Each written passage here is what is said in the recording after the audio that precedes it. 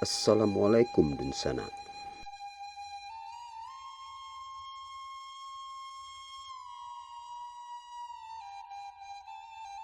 Kisah hidup memang tak terlepas dari proses pendewasaan seseorang, seperti kisah pemuda Minang yang satu ini.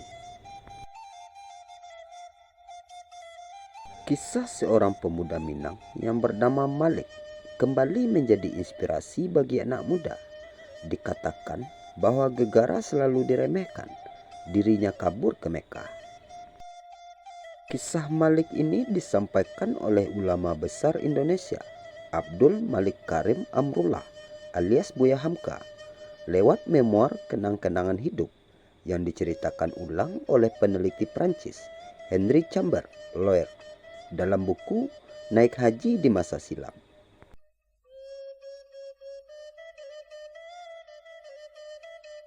Kisah hidup yang memoir perjalanan haji ini terjadi pada bulan Februari tahun 1927. Berdasarkan cerita Hamka, saat itu Malik masih berusia 19 tahun dan tinggal di daerah Minangkabau atau Sumatera Barat.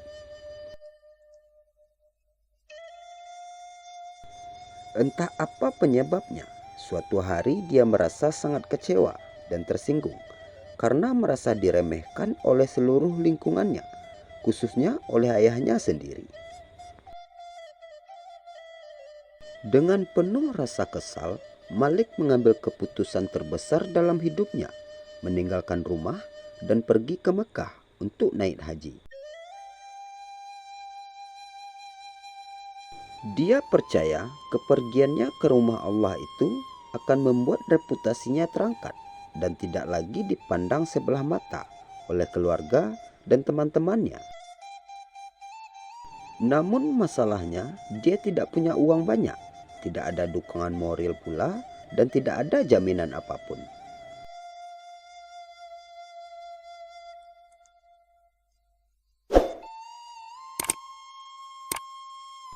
Meski begitu, tekad Malik sudah bulat. Dia tetap nekat pergi ke Mekah, meski nyawa taruhannya. Dia pun menumpang kapal yang membawa 1.400 orang selama 15 hari dari pelabuhan Belawan Medan hingga ke Arab Saudi. Hamka bercerita, selama di kapal, Malik adalah seorang yang alim, soleh, dan pandai bergaul. Tak heran dia punya banyak teman yang menemaninya selama di kapal. Selama itu pula dia berkenalan dengan orang Indonesia dari beragam golongan. Ada ulama, ada pula tokoh nasionalis, semuanya mempengaruhi pola pikir pemuda yang belum genap berkepala dua itu. Hingga akhirnya setelah perjalanan selama 2 pekan, Malik tiba di Mekah. Saat tiba di Tanah Suci, dia berupaya mencari kesibukan dengan mendaftarkan diri menjadi relawan pengajar di Masjidil Haram dan dia pun diterima. Meski begitu, kegiatan itu justru membuat Malik hidup kesusahan. Praktis, menjadi relawan membuat bayaran yang dia dapat tidak menentu. Alhasil uangnya kian hari semakin sedikit, bahkan untuk makan pun susah. Apalagi puncak haji masih 2 bulan lagi. Beruntung dia bertemu dengan pengusaha percetakan, Syekh Hamid Kurdi, yang masih saudara ipar ulama Minang, Ahmad Khatib.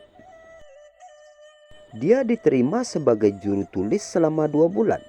Sejak itulah kesejahteraannya meningkat.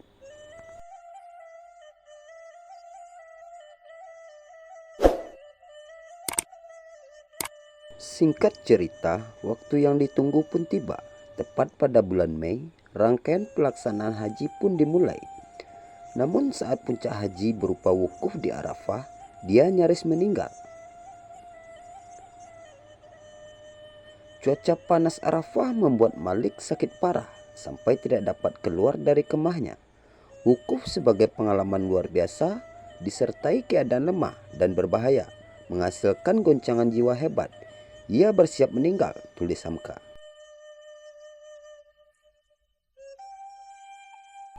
Entah keajaiban apa yang terjadi, Malik sembuh dari sakit keras dan berhasil menyelesaikan semua rukun haji. Dia pun merasa sudah menjadi orang baru yang lebih soleh. Derajatnya sedikit terangkat. Atas dasar inilah dia bergegas pulang kampung untuk menunjukkan siapa dirinya sebenarnya. Lantas dimulailah perjalanan pulang yang melelahkan.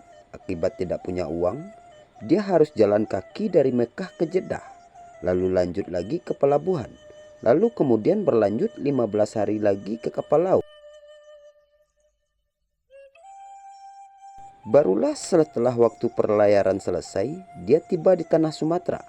Selanjutnya, dia melanjutkan perjalanan lagi via jalan kaki menuju Tanah Minang.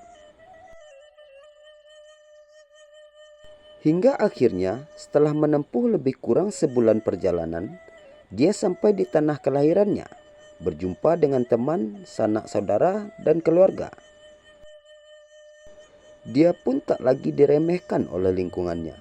Kelak dia menjadi orang sukses, dan cerita perjalanan Haji Malik menjadi inspirasi bagi orang Minang.